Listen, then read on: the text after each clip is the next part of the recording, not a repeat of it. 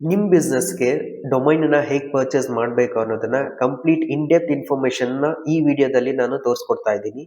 So ನಿಮಗೆ dot com ಬೇಕಾ dot in ಬೇಕಾ ಅನ್ನೋದನ್ನ ನೀವು ಅನಲೈಸ್ ಮಾಡ್ಕೊಂಡ್ಬಿಟ್ಟು ಸೆಲೆಕ್ಟ್ ಮಾಡಬೇಕಾಗುತ್ತೆ.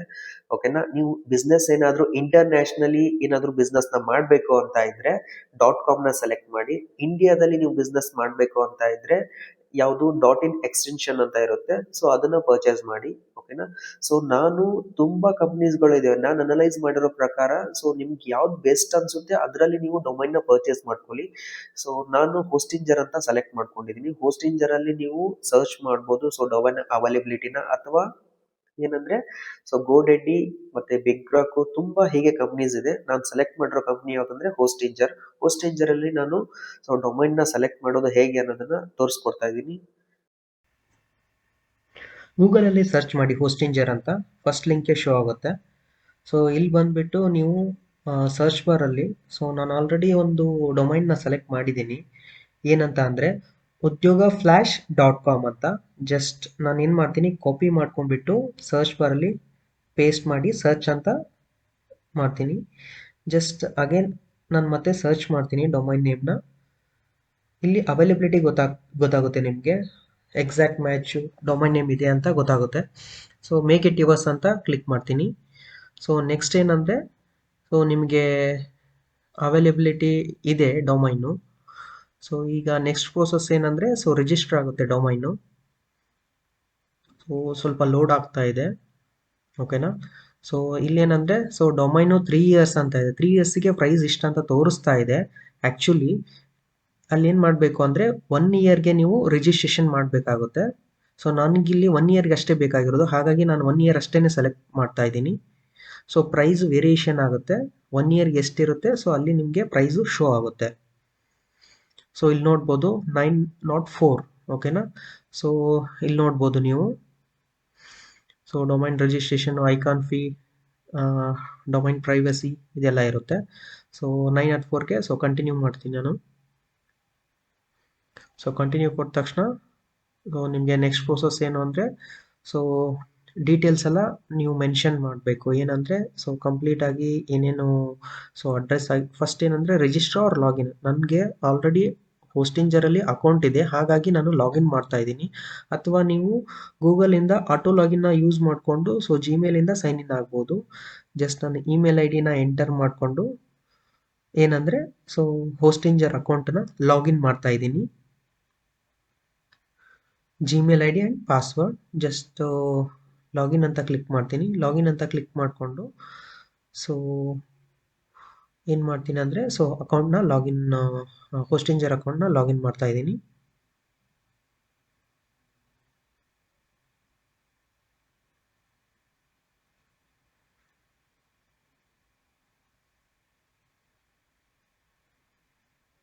ಓಕೆ, ನೆಕ್ಸ್ಟ್ ಏನಂದರೆ ಈ ಪ್ರೋಸೆಸ್ಸು ಆಲ್ಮೋಸ್ಟ್ ನೋಡಿದ್ದೀರಲ್ವಾ. ಸೊ ನಾನು ರಿಪೀಟಾಗಿ ನಾನು ಬ್ಯಾಕ್ ಹೋಗಿದ್ದೀನಿ. ಸೊ 1 ಇಯರ್ಗೆ ಸೆಲೆಕ್ಟ್ ಆಗಿದೆ.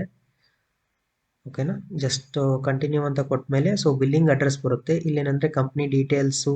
ಓಕೆನಾ? ಸೊ ಕಂಟ್ರಿ, ಆಮೇಲೆ phone number, address, state, pin ಕೋಡು ಇದನ್ನೆಲ್ಲ ಎಂಟರ್ ಮಾಡಿಕೊಂಡು ಸೊ ಜಿ ಎಸ್ ಟಿ ಇದ್ದರೆ ಜಿ ಎಸ್ ಟಿ ನಂಬರ್ನ ಮೆನ್ಷನ್ ಮಾಡಿ, ಕಂಪ್ನಿ ನೇಮ್ ಇದ್ದರೆ ಕಂಪ್ನಿನ ಮೆನ್ಷನ್ ಮಾಡಿ ಜಸ್ಟ್ ಕಂಟಿನ್ಯೂ ಅಂತ ಕೊಡಿ. ಸೊ ನೆಕ್ಸ್ಟ್ ಏನಂದರೆ ಪೇಮೆಂಟ್ ಆಪ್ಷನ್ನು. ಪೇಮೆಂಟ್ ಆಪ್ಷನಲ್ಲಿ ಏನಾಗುತ್ತೆ ಅಂದರೆ ತುಂಬ ಆಪ್ಷನ್ಸ್ ಇದೆ. ಸೊ ಕಾರ್ಡ್ ಪೇಮೆಂಟ್ ಇದೆ, ಯು ಪಿ ಐ ಪೇಮೆಂಟ್ ಇದೆ, ಪೇಪಾಲ್ ಇದೆ. ಓಕೆನಾ? ಸೊ ಇದರಲ್ಲಿ ನಾನು ಸೊ ಕಾರ್ಡ್ ಪೇಮೆಂಟ್ಗೆ ಸೆಲೆಕ್ಟ್ ಮಾಡ್ಕೊಳ್ತೀನಿ.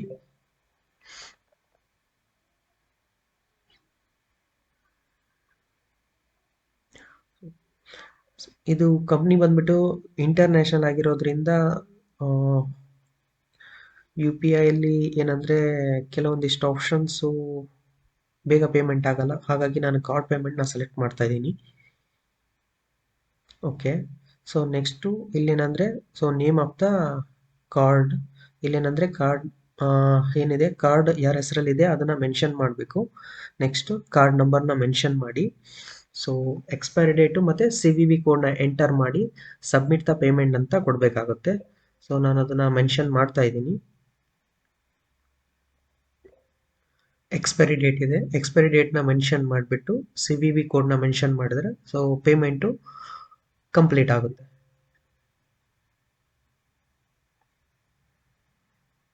ಸಬ್ಮಿಟ್ ಪೇಮೆಂಟ್ ಅಂತ ಕ್ಲಿಕ್ ಮಾಡ್ತೀನಿ. ಓಕೆ,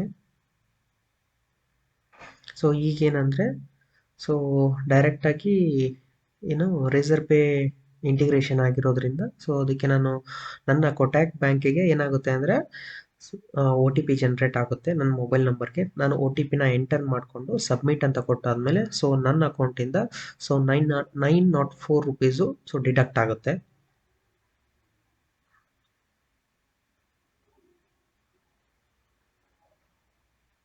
ಓಕೆನಾ, ಸೊ ನೋಡ್ಬೋದು ನೀವಿಲ್ಲಿ.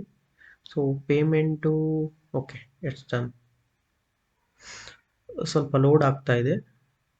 Okay, your payment done, let's go. Okay, so next ಏನಂದರೆ ಸೊ ಗೆಟ್ ಸ್ಟಾರ್ಟೆಡ್ ಮೇಲೆ ಕ್ಲಿಕ್ ಮಾಡಿ. So wait for few seconds. ಅಲ್ಲಿ ನಿಮಗೆ ಸೊ ನಿಮ್ಮ ಅಕೌಂಟಲ್ಲಿ ಡೊಮೈನು ಸೊ ರಿಜಿಸ್ಟರ್ ಆಗಿಬಿಡುತ್ತೆ.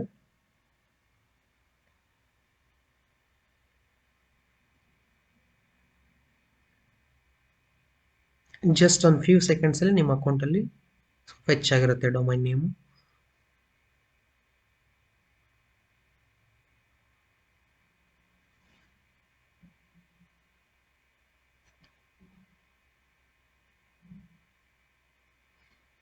ಸೊ ಇಲ್ಲೇನಂದರೆ ನೀವು ನೋಡ್ಬೋದು ಇಲ್ಲಿ ಸೆಟಪ್ ಅಂದರೆ ಡೊಮೈನ್ ರಿಜಿಸ್ಟ್ರೇಷನ್ನು your registration is udyogaflash.com not finish date ಅಂತ ಬಂದಿರುತ್ತೆ, ಇಸ್ ನಾಟ್ ಫಿನಿಶ್ ಡೇಟ್ ಅಂತ.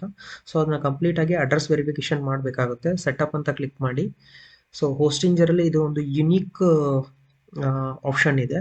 ಸೊ ಇಲ್ಲೇನಂದರೆ ಕನ್ಫರ್ಮ್ ಯುವರ್ ಕಾಂಟ್ಯಾಕ್ಟ್ ಡೀಟೇಲ್ಸ್ ಅನ್ನೋದನ್ನು ಕರೆಕ್ಟಾಗಿ ಸೊ ಡೀಟೇಲ್ಸ್ ಎಲ್ಲ ಕೊಟ್ಬಿಟ್ಟು ವೆರಿಫೈ ಮಾಡಬೇಕಾಗುತ್ತೆ.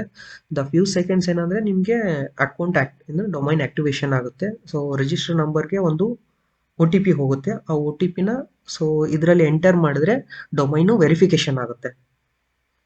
ಸೊ ಹಾಗಾಗಿ ನನ್ನ ನಂಬರ್ಗೆ ಏನು ವೆರಿಫಿಕೇಷನ್ ಕೋಡ್ ಬಂದಿದೆ ಅಲ್ವಾ, ಅದನ್ನು ನಾನು ಈ ಎಂಟರ್ ಕೋಡ್ ಅಂತ ಬ್ಲ್ಯಾಂಕ್ ಸ್ಪೇಸ್ ಇದೆ ಅಲ್ವಾ, ನಾನು ಅಲ್ಲಿ ನಂಬರ್ನ ಎಂಟರ್ ಮಾಡ್ತೀನಿ. ಎಂಟರ್ ಮಾಡಿದ ತಕ್ಷಣ ಸೊ ವೆರಿಫೈ ಆಗುತ್ತೆ ಡೊಮೈನು.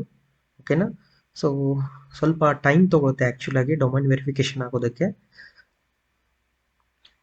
ನೀವು ನೋಡ್ತಾ ಇರ್ಬೋದು. ಸೊ ಈ ಸ್ಕ್ರೀನಲ್ಲಿ ಏನು ಕಾಣಿಸ್ತಾ ಇದೆ, ಸೊ ಡೊಮೈನ್ ವೆರಿಫಿಕೇಷನ್ ಆಗೋದಕ್ಕೆ ಸೊ ಯುನೀಕಾಗಿ ಒಂದು ಫಂಕ್ಷನ್ ಇದೆ ಹೋಸ್ಟಿಂಜರಲ್ಲಿ. ಬಟ್ ನೀವು ಗೋಡೆಡಿ ಅಥವಾ ಬಿಗ್ ರಾಕಲ್ಲಿ ಈ ಥರ ಆಪ್ಷನ್ಸು ಇರಲ್ಲ ಆ್ಯಕ್ಚುಲಾಗಿ. ಸೊ ಅಡ್ರೆಸ್ ವೆರಿಫಿಕೇಷನ್ ಈ ಥರದ್ದೇನು ಆಪ್ಷನ್ಸ್ ಇರಲ್ಲ. ಬಟ್ ಹೋಸ್ಟಿಂಜರಲ್ಲಿ ಯುನೀಕ್ ಆಗಿರೋ ಡಿಸೈನು, ಆಪ್ಷನ್ಸು, ಫಂಕ್ಷನ್ಸು ಎಲ್ಲನೂ ಕೂಡ ಸೊ ಹೋಸ್ಟಿಂಜರಲ್ಲಿ ಇದೆ. ಓಕೆನಾ, ಸೊ ನೋಡ್ಬೋದು ನೀವು. ಸೊ OTP ಜನ್ರೇಟ್ ಆಗಿಲ್ಲ. ಸೊ ಜನ್ರೇಟ್ ಆದ ತಕ್ಷಣ ನಾನು ಎಂಟರ್ ಮಾಡಿಬಿಟ್ಟು ಸೊ ವೆರಿಫೈ ಮಾಡ್ತೀನಿ ಡೊಮೈನ್ನ.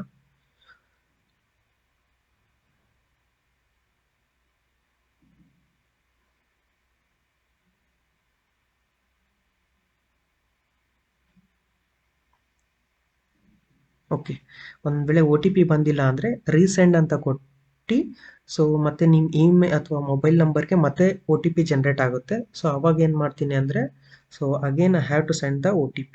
ಸೊ ಮತ್ತೆ ಮೊಬೈಲ್ ನಂಬರ್ಗೆ ಮತ್ತೆ OTP ಜನ್ರೇಟ್ ಆಗಿರುತ್ತೆ. ಸೊ ಅದನ್ನು ನಾನಿಲ್ಲಿ ಮೆನ್ಷನ್ ಮಾಡ್ತೀನಿ. ಓಕೆ, OTP ಜನ್ರೇಟ್ ಆಗಿದೆ, ನಾನು ಮೆನ್ಷನ್ ಮಾಡ್ತಾ ಇದ್ದೀನಿ. ಸೊ ವೆರಿಫೈ ಅಂತ ಕೊಟ್ಟ ತಕ್ಷಣ ಏನಾಗುತ್ತೆ, ಸೊ ಡೊಮೈನು ವೆರಿಫೈಡ್ ಆಗುತ್ತೆ. So start using your new domain, yes continue ಅಂತ ಪ್ರೆಸ್ ಮಾಡಿ. ಸೊ ನನಗೆ ಕ್ರಿಯೇಟ್ ಎ ನ್ಯೂ ವೆಬ್ಸೈಟು ಅಥವಾ build web apps or sites ಅಂತ ಇರುತ್ತೆ. ನನಗೆ ಇದು ಯಾವುದೂ ಅವಶ್ಯಕತೆ ಇಲ್ಲ, ಹಾಗಾಗಿ ಸ್ಕಿಪ್ ಅಂತ ಕ್ಲಿಕ್ ಮಾಡ್ತೀನಿ. ಸೊ ಇಲ್ಲಿ ನೋಡ್ಬೋದು ನೀವು. ಸೊ ಡೊಮೈನ್ ಯಾವಾಗಲೂ ಏನಾಗಿರುತ್ತೆ ಅಂದರೆ ಹೋಸ್ಟಿಂಜರಲ್ಲಿ ಆಟೋ ರಿನ್ಯೂವಲ್ಸ್ಗೆ ಏನಾಗುತ್ತೆ ಅಂದರೆ ಆಟೋಮೇಟೆಡ್ ಆಗಿ ಆಟೋ ರಿನ್ಯೂವಲ್ಸ್ ಆಗುತ್ತೆ. ಹೋಸ್ಟಿಂಜರಲ್ಲಿ ಇದೊಂದು ಆಪ್ಷನ್ನು ಎನೇಬಲ್ ಆಗಿರುತ್ತೆ. ಏನಂದರೆ ವಿತೌಟ್ ಯುವರ್ ಪರ್ಮಿಷನ್. ಸೊ ನೀವೇನಂದರೆ ಅದು ನಿಮ್ಮ ಅಕೌಂಟಿಂದ ಏನಾಗಿರುತ್ತೆ ಅಂದರೆ ಅಕೌಂಟು ಡಿಡಕ್ಟ್ ಆಗುತ್ತೆ ನೆಕ್ಸ್ಟ್ ಇಯರ್ಗೆ. ಅದಕ್ಕೋಸ್ಕರ ಆಟೋ ರಿನ್ಯೂವಲ್ನ ನೀವು ನಿಮ್ಗೆ ಇಂಪಾರ್ಟೆಂಟ್ ಅಂತ ಅನಿಸಿದರೆ ಮಾತ್ರ ಅದನ್ನು ಆಟೋ ರಿನ್ಯೂವಲ್ನ ಮಾಡಿ. ಇಲ್ಲ ಅಂದರೆ ನೀವು ಅದನ್ನೇನಂದರೆ ಡಿಸೇಬಲ್ ಮಾಡ್ಬೋದು. ನಾನೀಗ ಅದನ್ನು ನನಗೆ ನೆಕ್ಸ್ಟ್ ಇಯರ್ಗೆ ಸೊ ನನಗೆ ಇಷ್ಟ ಆಯಿತು ಅಂದರೆ ನಾನು ಅದನ್ನು ರಿನ್ಯೂವಲ್ ಮಾಡ್ತೀನಿ. ಹಾಗಾಗಿ so manual process, automation method ಇದೆ ಮತ್ತು ಮ್ಯಾನ್ಯುವಲ್ ಪ್ರೋಸೆಸ್ಸು ಇದೆ. ಸೊ ನನಗೆ ಮ್ಯಾನ್ಯುವಲ್ ಪ್ರೋಸೆಸ್ ಮಾಡಬೇಕಾಗಿರೋದ್ರಿಂದ ಸೊ ನಾನೇನು ಮಾಡಿದ್ದೀನಿ, ಡಿಸೇಬಲ್ ಮಾಡಿದ್ದೀನಿ. ಯಾವುದು ಡೊಮೈನ್ನ udyogaflash.comನ. ಸೊ ನೆಕ್ಸ್ಟ್ ಇಯರ್ಗೆ ವಿತೌಟ್ ಮೈ ಪರ್ಮಿಷನ್ ಏನಂದರೆ ಅಕೌಂಟಿಂದ ಡಿಡಕ್ಟ್ ಆಗ್ತಾ ಇರುತ್ತೆ. ಹಾಗಾಗಿ ಸೊ ಅದರಿಂದ ನಾನು ಆಟೋ ರಿನ್ಯೂವಲ್ನ ಆಫ್ ಮಾಡ್ಕೊಂಡಿದ್ದೀನಿ. ಸೊ ಇಷ್ಟು ಪ್ರೋಸೆಸ್ಸು ನಿಮಗೆ ಅರ್ಥ ಆಗಿದೆ ಅಂತ ನಾನು ಅನ್ಕೊಂಡಿದ್ದೀನಿ. ಸೊ ಈ ಪ್ರೋಸೆಸ್ನ ಹೋಸ್ಟಿಂಜರಲ್ಲಿ ನೀವು ಏನಾದರೂ ಡೊಮೈನ್ ಪರ್ಚೇಸ್ ಮಾಡಬೇಕಂದ್ರೆ ಈ ಪ್ರೋಸೆಸ್ನ ಈ ವಿಡಿಯೋನ ನೋಡ್ಕೊಂಡ್ಬಿಟ್ಟು ನೀವು ಯೂಸ್ ಮಾಡ್ಬೋದು. ನೆಕ್ಸ್ಟ್ ಏನಂದರೆ ಡೊಮೈನ್ನ ಪರ್ಚೇಸ್ ಮಾಡ್ಬೋದು .in/.comನ. ಸೊ ನಿಮ್ಗೇನಾದರೂ ಈ ವಿಡಿಯೋ ಇಷ್ಟ ಆಗಿದ್ದರೆ ಲೈಕ್ ಮಾಡಿ, ಕಾಮೆಂಟ್ ಮಾಡಿ, ಹಾಗೇನೆ ಸಬ್ಸ್ಕ್ರೈಬ್ ಕೂಡ ಮಾಡೋದನ್ನ ಮರಿಬೇಡಿ. Thank you.